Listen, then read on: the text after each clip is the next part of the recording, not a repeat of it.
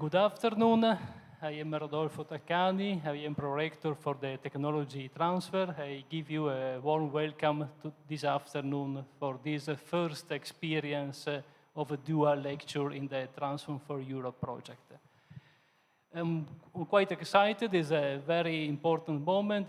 This project is for our university, and I presume for all the university partners, a very important project. Today we have here in presence Mr. Jaroslav Gruzu and Mr.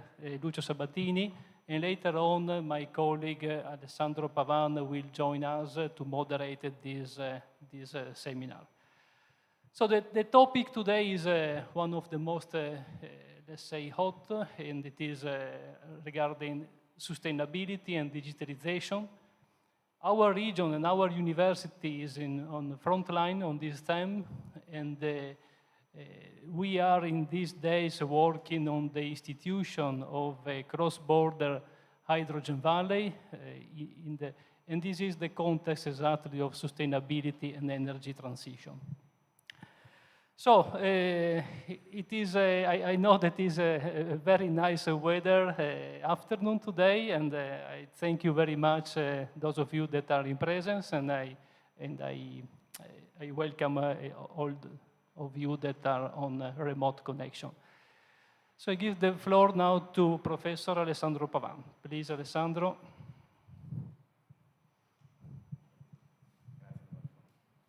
Thank you very much, Rodolfo, and welcome to everybody. And, my name is Alessandro Massi Pavan. I'm here on behalf of the University of Trieste, where I coordinate the Center for Energy, Environment, and Transport, Giacomo Ciamician. So tonight, this evening, we invited two speakers, one from academia, Professor Grozu, from the Silesia University in Katowice, from Poland, and Dr. Sabadini, who is an industrial professional from Fincantieri. So they will speak about the new challenges that energy is facing today, having in mind the three pillars of the Transform4Europe project, which are the digital transformation and smart regions. The second one is environmental transformation and sustainability. And the third one is societal transformation, community building, and inclusion. So first of all, I would like to say that as already Richard Smalley stated in the past, we cannot consider one of these pillars without considering the other two, because these three pillars are very much interconnected.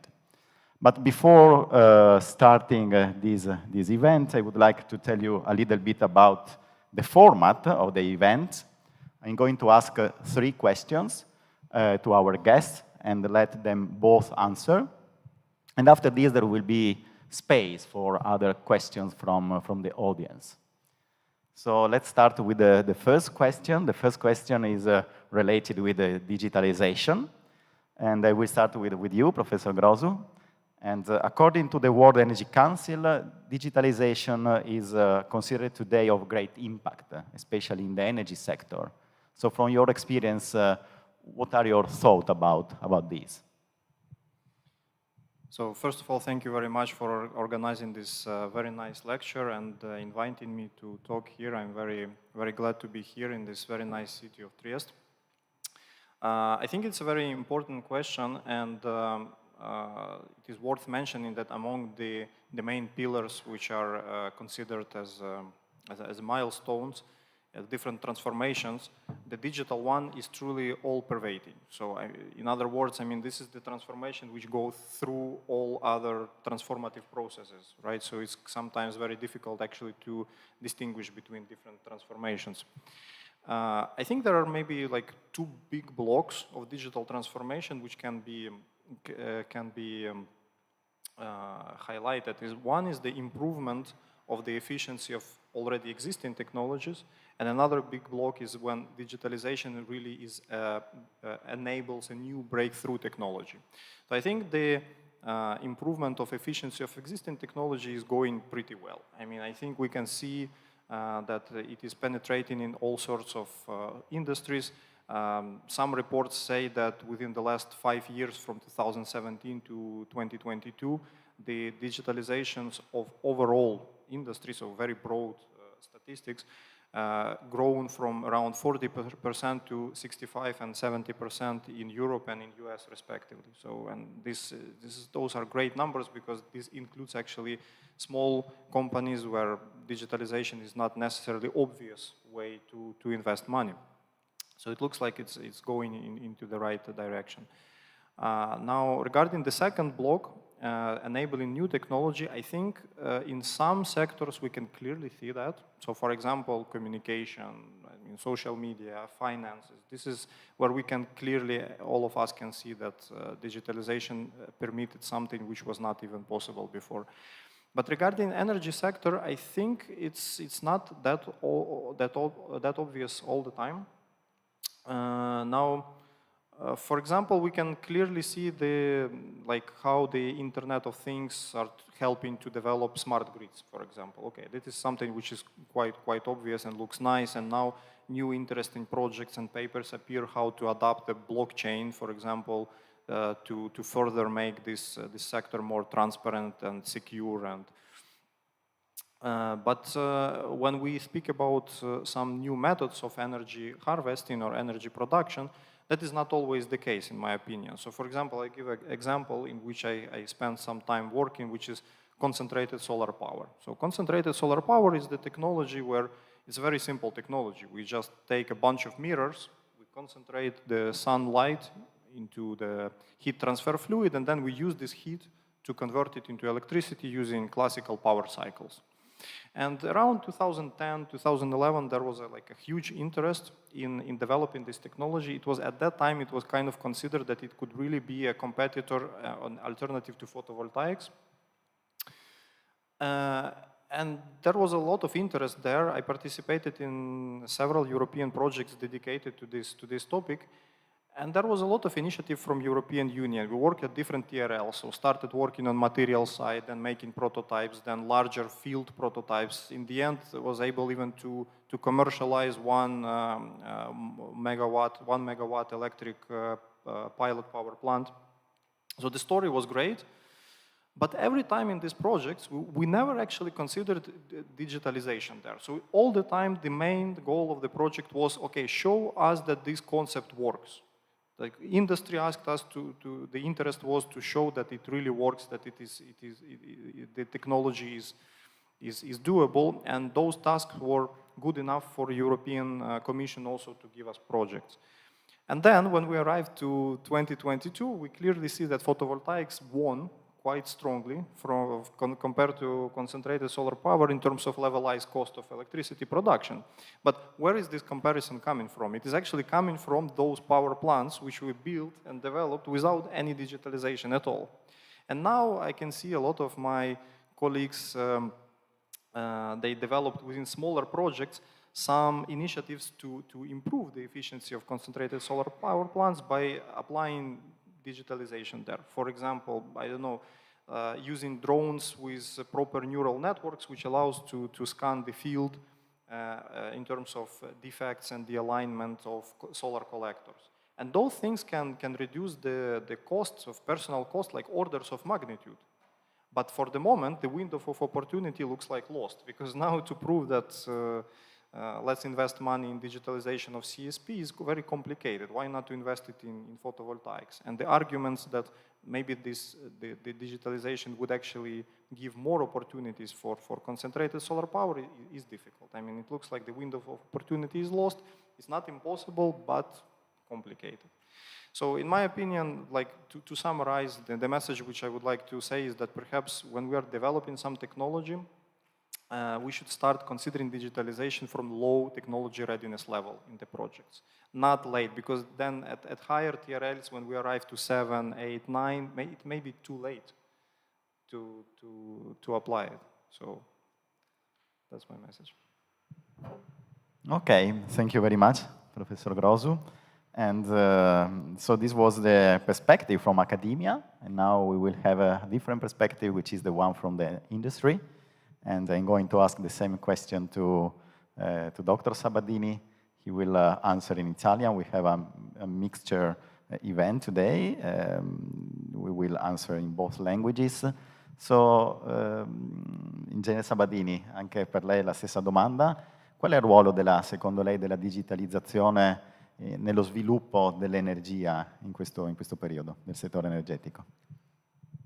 Allora, io do una risposta più personale che aziendale, tanto per chiarezza. Allora, secondo me dobbiamo partire, e do una risposta di livello diverso da quella del professore, da un punto di prospettiva diverso. Allora, secondo me dobbiamo partire dal presupposto che la digitalizzazione, le tecnologie digitali sono uno strumento. Quindi è importante lo strumento, ma è ancora più importante il fine per cui si usa lo strumento.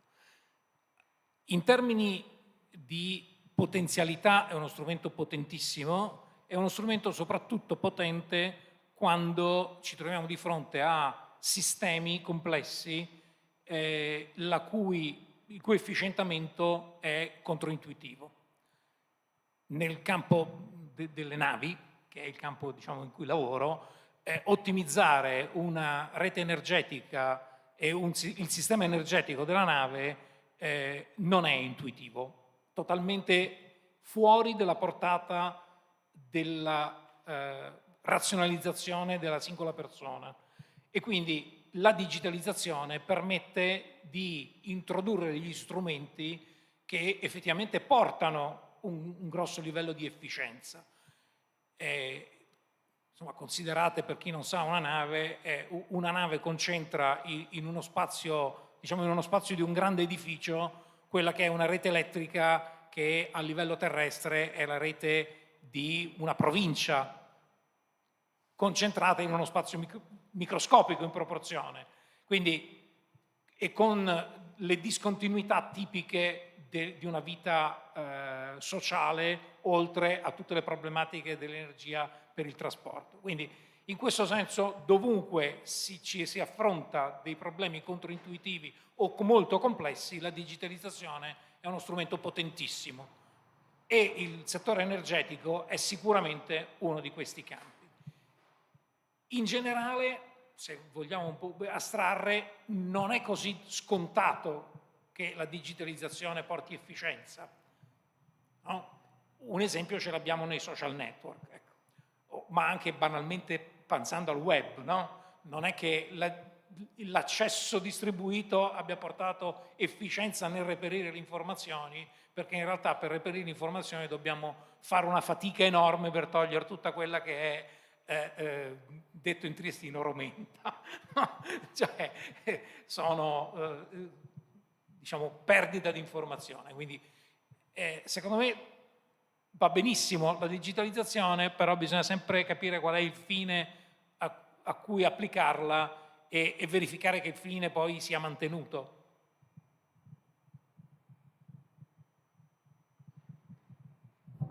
Yes, I'm going to shortly translate what Dr. Sabadini was saying. He was saying he has big experience in the design of vessels, big vessels, as he works for Fincantieri, and he said that inside these big boats there is an electrical system which is like a system we have in a small municipality, so it's very, very complicated.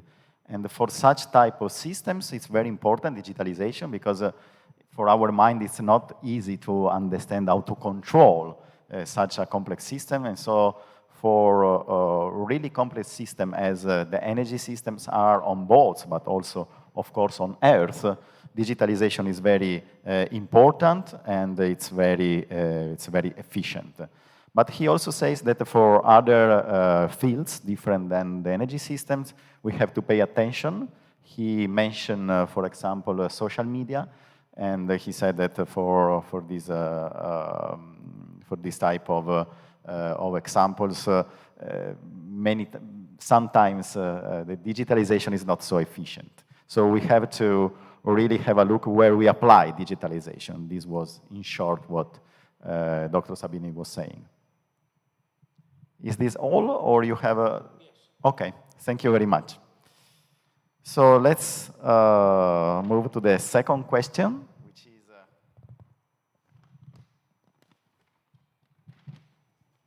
is So the second question is related, is about the relation between the transformation of the society and the energy sector. And for this, I would like to start from what history taught us. At the beginning of the 19th century, coal, which is the first representative of the centralized energy model, paved the way for a society where everybody can benefit from a big availability of energy. And today we have renewables, and renewables are based on a different model, which is distributed rather than centralized. So do you think that this new model will bring as much as coal brought us in the past, having in mind, for example, that not everybody can install a photovoltaic plant on their rooftop? What is your opinion on this, Professor Grosu? So I think it's a great question because it sort of allows very broad perspective on the question. And so the short answer, I think no. So I don't think it's going to give the same, it will be the same societal effect transition to renewables. But the benefits could be completely different. So when the transition to coal, I think the main benefit which everybody felt in short term while adopting this technology is the amount of the available energy. So essentially, each person, each company, each industrial sector, while adopting this technology, immediately felt that they have more energy. And this had a very short-term effect. So it means that there was a very clear market interest, personal interest in this technology. When we speak about renewable transition, we're not really trying to increase the energy per square kilometer or per person or per industry, right? So we are thinking more about the future. We are thinking about the planet, about sustainability, and about how we as a civilization essentially would be living in a long-term run. So normally, these long-term or medium-term benefits, they are typically driven by policies, by governments generally. And there are some social studies that show that essentially people on the personal level, they start to care about environmental issues only after a certain level of income, which kind of makes sense, right? So if the person is really on the poor side and struggling to live day by day, the environmental issues would not be in the list, right? So in order for this technology to really happen, I think we have to some extent three main big strategies. One is the policy, so the countries, governments should invest into that. The second one is more market-driven. One is that the use of renewables should be more attractive as a product. That would, if we reach this point, I think it would just happen naturally. But the third one is general level of life and safety of each individual. So if we reach this level, I think more people would be willing to even compromise or invest on the personal level into something which is more sustainable. So I think this is the three main directions which are there. And I think if you would ask me this question maybe 5 months ago, I would just stop there. So that would be kind of enough. But for the moment, I think we can consider the decentralized model very beneficial in a bit different term, which is safety. So now, for more than 5 months, we have in Europe war, which is the largest one from Second World War. I'm speaking about the war in Ukraine, obviously. And having decentralized energy sector has a huge benefit in terms of safety. And I'm speaking about very different levels, on the level of European Union, on the level of the country, on the level of region, of household or an individual. This certainly adds to this benefit.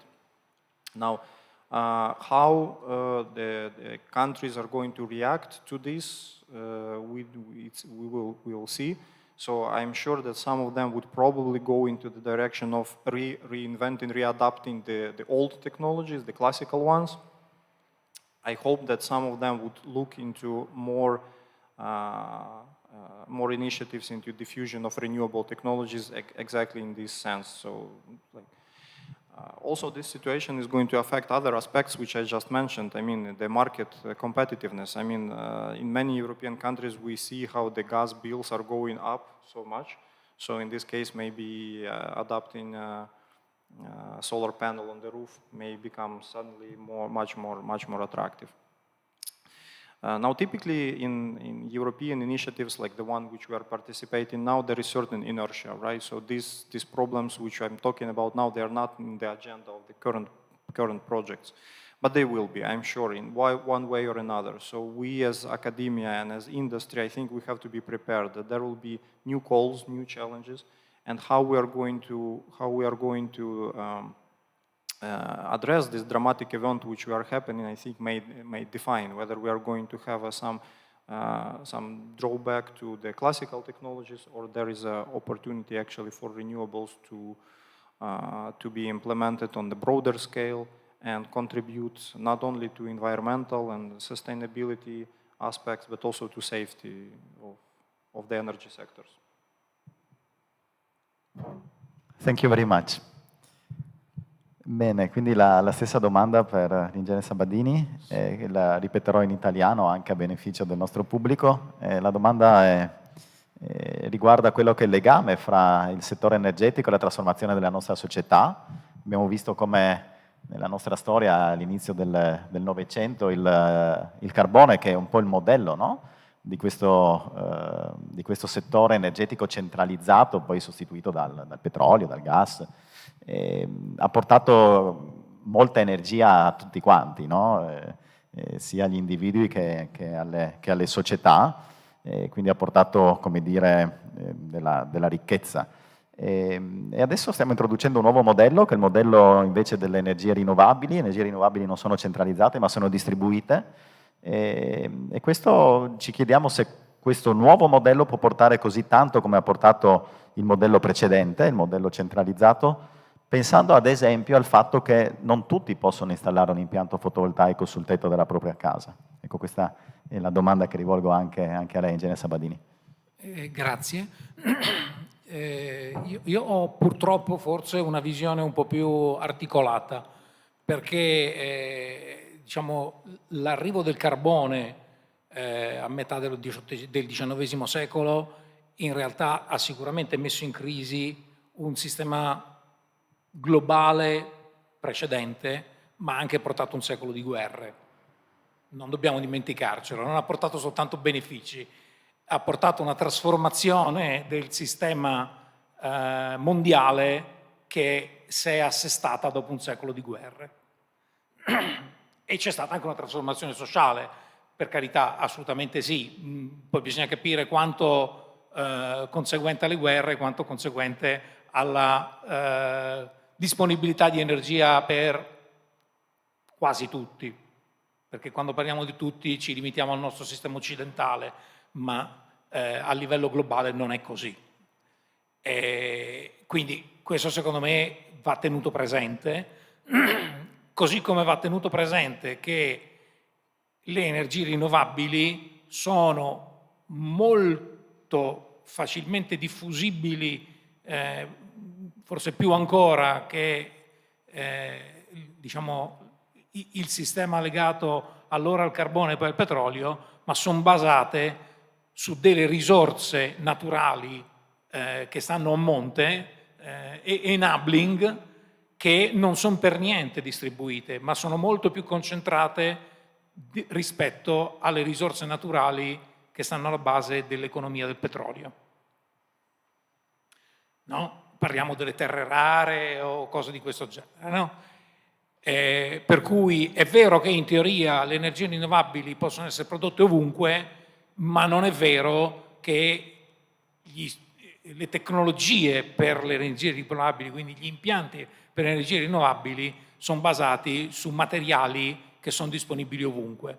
Quindi forse la situazione da un punto di vista di equilibri mondiali sarà ancora più basata su dei monopolismi che non su una distribuzione omogenea di potenzialità. E terzo argomento, secondo me assolutamente importante, premesso che sono convinto che le energie rinnovabili siano un must in questo momento diciamo di crisi ambientale e di prospettive di estremizzazione delle crisi ambientali, quindi non sto dicendo che non servono energie rinnovabili. Dico che sì, porteranno un cambiamento sociale, ahimè, anche la guerra in atto è collegata ai cambiamenti di potenza economica, almeno in prospettiva, che stanno emergendo, dovuti non tanto alle energie rinnovabili quanto più alla trasformazione digitale, ma di fatto di quello parliamo.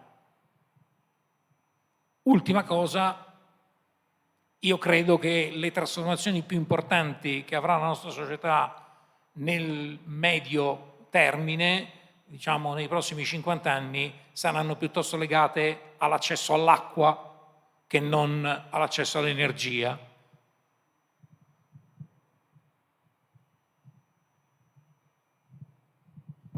Thank you very much. So just a short summary. Dr. Sabadini said that, of course, carbon coal has brought many benefits to our society, but many wars as well. And we have to keep in mind these. And the second thing, he said that, of course, renewables can be exploited everywhere because the sources are everywhere. Everywhere we have the wind, everywhere we have the solar radiation, but not everywhere we have these elements, these minerals that that we need to use in order to produce photovoltaic plants or wind turbines and so on, and batteries, for example. And this, of course, will be a problem for the future because we will need to understand and we will need to find a new balance in our society in order to integrate all these minerals inside our countries. And then the last thing, he said that the most important transformation we will see in the future, medium term, maybe in the next 50 years, will be about water rather than energy. These were the three main points regarding what Dr. Sabadini was saying. Thank you very much. So we will move now to the last question, which is related to the third pillar of our project. I remember it's the Transform4Europe project. And this is the last but not least question, Professor Grosu, because now I would like to talk about, I think, the most important issue related with energy. You already touched this point, which is related with the environment, with our home, with planet Earth. So certainly, now we need to move from fossil fuels to renewables if you want to limit a little bit the impact of the climate change on our society. And this is one side of the coin, but the other side of the coin is that many people seem to think that the technologies that will enable this transition will harm our environment because of these minerals. Dr. Sabadini was already mentioned them. So we will have problem with mining and with the processing of these minerals. So what do you think about this issue? Yeah, so that's certainly a central issue for renewables. I mean, the limited dispatchability, so ability to deliver energy when it is needed, is one of the strongest weaknesses of renewables, obviously. So the sun doesn't shine whenever we need, and the wind doesn't blow when we need most of the energy. So renewables without storage is kind of a very limited use, especially if we are talking about grids, which intend to use considerable percentage of these renewables in the grid. Now, considerable percentage, a lot of production of renewable energy implies a lot of storage. Now, how to do it sustainable? I mean, batteries seems like not an answer, at least today. So we all know the problems with lithium we have. So producing these huge batteries is maybe, I'm not sure that it's feasible, but certainly not environmentally friendly, for sure. Are there any solutions at large scale which can be more environmentally friendly? Yes, I think so. On large scale, we have thermal energy storage and we have mechanical energy storage. So those two technologies, they definitely can be quite, they can have a low environmental footprint. So I'll give you one example, for example. So, for example, Cardinal batteries technology. So Cardinal batteries technology is a very simple technology. Essentially, we have a thermal energy storage unit, which is a large vessel which can store heat. And this can be done of very simple materials like molten salts, rocks, slugs, can be used even water sometimes. So essentially very simple unit. And then when we have excess of energy or the price of the energy in the grid is very low, this thermal energy storage unit can be charged by heat, so increasing its temperature just by converting electricity into heat. So for example, with resistive heating or other classical methods. Then when the electricity is needed, this heat can be transformed into electricity using classical power cycles to compensate for the peaks of consumption. Now, from the first glance, I think sounds like a terrible idea, right? So we are converting energy twice. So first from electricity to heat, then from heat to electricity. So in terms of efficiency, yes, that's not the best. And in fact, this is the main weakness of this technology, where around efficiency can be between 40 and 70%, so pretty low. However, if we consider the overall picture, so if we consider that at certain grids, the price of electricity can even become negative, so when there is a really excess of it, and then during the peak consumption it is really skyrocketing, it starts to make sense. So it can be a feasible technology. So there are a lot of initiatives in Germany, for example, now to try out this technology, in fact, by transforming coal power plants into storage power plants. So essentially transforming the power plants which use coal into thermal energy storage unit, which convert this energy. There are also some interesting projects on the level of Europe, I think, which demonstrate that the level of the households of residential large buildings, for example, the energy can be also stored in the form of heat, especially if we consider methods which permits higher temperatures. So I think at this scale, yes, it is possible. So we can have some environmental friendly solutions, and which they have additional benefits like non-use of raw materials, like these Cardinal batteries, for example. They can be installed essentially wherever needed, so they don't take so much space. And normally the time of use of this energy storage, thermal energy storage units are around 30 years, so which is quite good. And then recycling of these salts or rocks or any other storage material, in this case, is not really a problem. When it comes to lower scale, I'm not sure that we have real alternatives for the moment for batteries. So when we speak about already vehicle, phone, laptop, things like that, thermal energy storage, mechanical energy storage, they're not feasible at all. So the only way to develop in this direction is try to develop more sustainable batteries. So there are some initiatives now which are moving from lithium to sodium batteries, for example. Whether it's enough, I'm not sure, but we also have no alternative at this small scale. Thank you very much, Professor Grosu. And so as we have more time available now, I would like to shortly translate also what you were saying, because it was really interesting. Ha detto fondamentalmente che in questa transizione le terre rare, i minerali critici sono sicuramente molto importanti, soprattutto per lo stoccaggio dell'energia, perché abbiamo queste fonti rinnovabili che sono aleatorie, sono intermittenti, e quindi l'energia va stoccata nei momenti in cui è prodotta massicciamente rispetto a quello che è il consumo. Dice che ci sono delle soluzioni per lo stoccaggio dell'energia in modo più environmentally friendly, in modo più vicino, insomma meno impattante sull'ambiente, che sono date dallo stoccaggio termico e meccanico. Soprattutto ha parlato molto dello stoccaggio termico, si può stoccare molta energia all'interno di, ad esempio, sali, all'interno dell'acqua, all'interno delle rocce, e ha menzionato il fatto che uno dei problemi legati a queste tecnologie è l'efficienza sull'intero ciclo, che sono molto basse, attorno al 40-60%, però dice che queste tecnologie possono essere utilizzate quando il prezzo dell'elettricità diventa negativo, quindi quando abbiamo talmente tanta energia elettrica che il mercato non è in grado di acquisirla e quindi il mercato paga chi riesce ad acquisirla. Questo su una scala più grande. Invece su una scala più piccola dice che le batterie sono inevitabili, per scala più piccola intende ad esempio i veicoli elettrici o i nostri telefonini, i nostri computer, e sicuramente quello che bisognerà inventarsi fra un po' è fare un po' un passaggio da quelle che sono le batterie nel nickel, che sono più impattanti da un punto di vista ambientale, le batterie ad esempio al sodio, che stiamo sviluppando proprio adesso e che forse nei prossimi 5-10 anni ci daranno una mano, però non siamo ancora sicuri di quale sarà la direzione.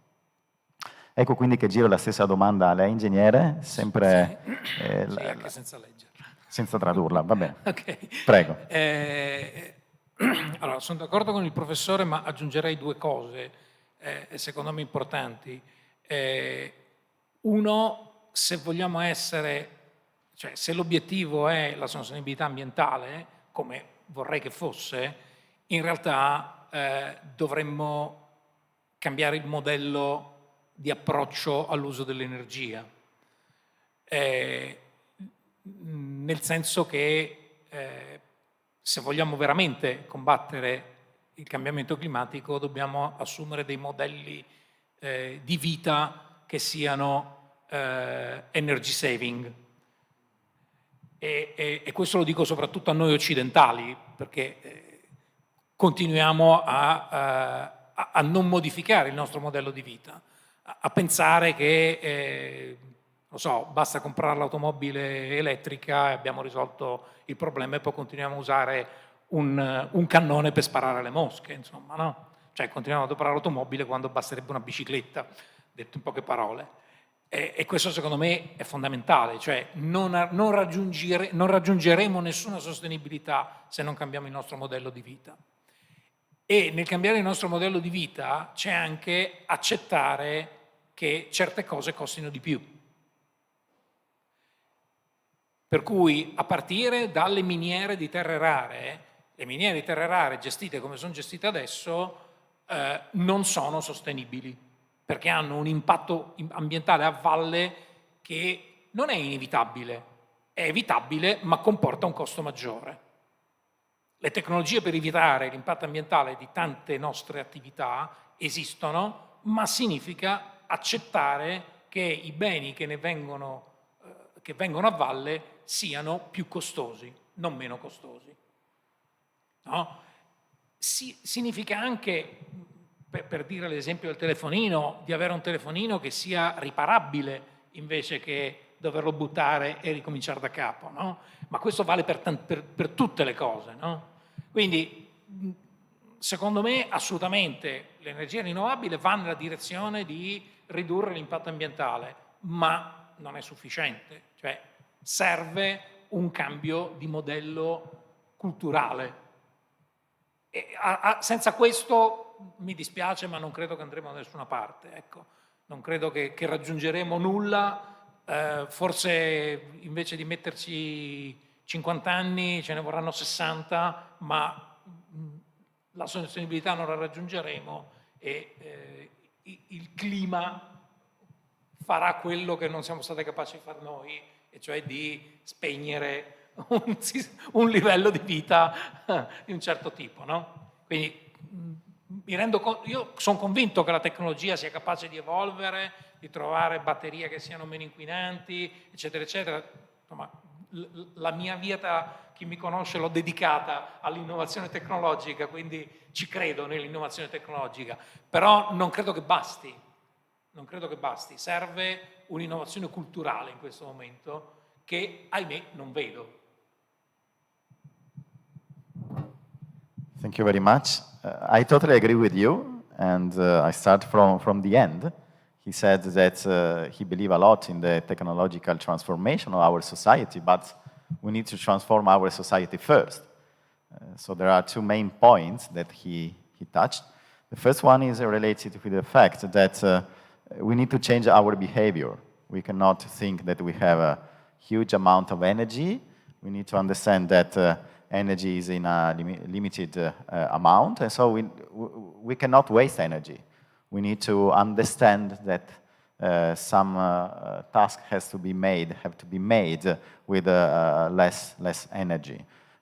For example, if I want to go to that supermarket, I don't need a car. Maybe my foot or a bicycle would do it. And so this is the first thing, to change our behavior. And the second thing is that we need to understand that if you want some technologies, as a mobile phone or a battery inside our car, this has a cost.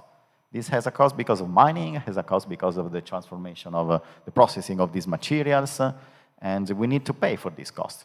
And this is very, very important. It's not for free. And so, as I said at the beginning, as he said, we need really to change our minds and to change the way our society is approaching the environment, because if we don't do so, if we don't lower our energy needs, and if we are not able to switch off some activities that we don't need, the climate change will do. So planet Earth will react, and it will switch off our society. So thank you very much for your really, really interesting answers. And now we have time for a question from the audience. I'm sure there will be many. We have already one. And I don't know what to do with the mic. Maybe I go there, or you come here. Maybe you come here. It's easier. Thank you.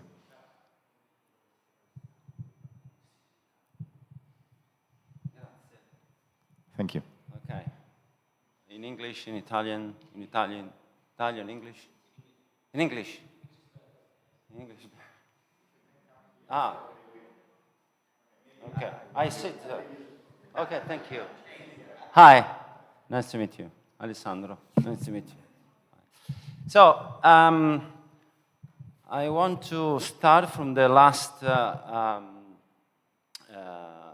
answer of your question about the society has to change the way to approach the sustainability of our planet, no?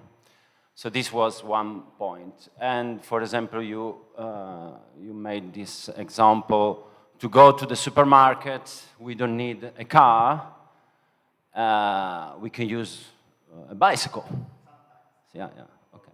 So, probably we don't need the cruises. We have to stop probably produce cruises, because cruises have a very impact to our planet. And I'm a humanist, so I'm not an expert, but I'm pretty sure about that. So, and we don't need cruises. We don't need a car to go to the supermarket, and we don't need cruises to travel around the world. So we have to be careful about what we said, in the sense that we said, okay, we don't have to use cars, but it's okay to use cruises. So my question is, what the Fincantieri think about this? No? Che cosa la Fincantieri pensa sulle crociere? No? Bisogna cambiare il nostro comportamento per salvare il pianeta, e quindi uno dei comportamenti da cambiare è non prendere più le crociere, non produrle più, nemmeno non costruirle più. So this was my question. The question is what Fincantieri is think about it. Cruises, people taking cruises and building cruises, etc., etc. Thank you. It was a little bit not clear, maybe. Thank you very much for your question. Allora, premesso che io non posso rispondere per Fincantieri, anche se appartengo a Fincantieri, ma non è... io posso dire una cosa, che sicuramente è un mezzo inquinante, ma dipende a che cosa lo paragoniamo. Perché se lo paragoniamo al portare in ferie la stessa quantità di persone con gli aerei, probabilmente non è così inquinante, no? Questo non significa che il mondo delle crociere stia facendo salti mortali carpiati per ridurre l'impatto ambientale della nave, ma sia nella fase di produzione che nella fase di esercizio. Quindi il tema, secondo me, di cambiare la società è: se la società cambia, probabilmente non si faranno più neanche le navi da crociera. Non dico di no, ma è la domanda che c'è di base, no? Allora, potrei dire che c'erano studi che spiegavano, di cui non so l'attendibilità, eccetera, eccetera, che spiegavano che l'impatto ambientale di andare in vacanza in nave da crociera era minore di quello di andare in vacanza in villaggi turistici, spostandosi con gli aerei, eccetera, eccetera. Li prendo così come sono perché non sono in grado di valutarli. Il problema non è se la nave da crociera inquina, il problema è se, ma questo è un discorso delle persone, se andare in vacanza dall'altra parte del mondo è sostenibile. Questa è una cosa diversa però, è indipendente se ci vado con la nave da crociera o ci vado con l'aereo o ci vado in qualche altro modo. Cioè, nel momento in cui uno deve pensare a una società sostenibile, ma è una questione della persona, deve capire che certe cose hanno un impatto. Per quanto la tecnologia possa ridurlo, l'impatto c'è. Insomma, che l'entropia aumenta, direi che è un dato che non dobbiamo spiegarlo qui, no? Quindi, ma questo è un fattore culturale, quindi oggi c'è una domanda di crociere, c'è una domanda di navi da crociera e c'è chi le costruisce. Direi che questa è la legge del mercato, ma non è questo che intendevo io dire prima. Cioè, dico che bisogna partire dai cittadini, cioè sono le persone che devono rendersi conto che se vogliono trasferire la loro, diciamo, la capacità di vivere una vita positiva ai loro figli, devono modificare il loro modo di vivere e insegnare ai figli a modificare il proprio, cioè assumerne uno modificato, ok? Questo è il messaggio mio personale, non è un messaggio aziendale. Non credo che il semplice fatto che passiamo, anche potessimo passare schioccando le dita, dal petrolio alle energie rinnovabili, questo cambierebbe la situazione del trend che abbiamo di cambiamento climatico, perché probabilmente porterebbe semplicemente a un aumento dell'uso dell'energia e per quanto siano energie rinnovabili, non è così rinnovabile tutto quello che serve per produrle. Ok? Noi stiamo facendo il passaggio per dire arriviamo all'energia rinnovabile, ma poi c'è tutto il problema dei materiali, dell'acqua, eccetera, eccetera, che non è trascurabile, anzi secondo me è prioritario. No? Parliamo di pale eoliche? Poi ci sono i cimiteri di pale eoliche che sono fatti in vetroresina e ad oggi non ci sono tecnologie per riutilizzare la vetroresina. Si fanno cataste di vetroresina. Per quanto? Grazie, ingegnere. Shortly, he said that today, of course, there is a market of these cruise holidays. I'm not an expert in this, so maybe I'm going to use wrong words. So there is a market of cruising, and this is the reason why today we are building these ships. He mentioned at the beginning that he's speaking personally, not from the company.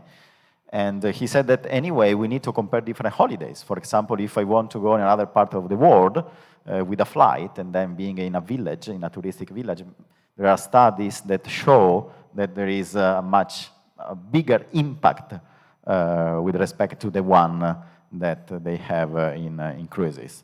Anyway, he said that the problem is that many people want to have a holiday in the other part of the world, you know, in the other side of the world.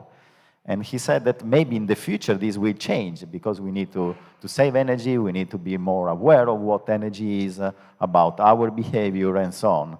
So this was, in summary, what he said. So maybe in the future we won't build anymore these ships because we will live in a different society. And so also probably these companies who are building these ships will just change their business.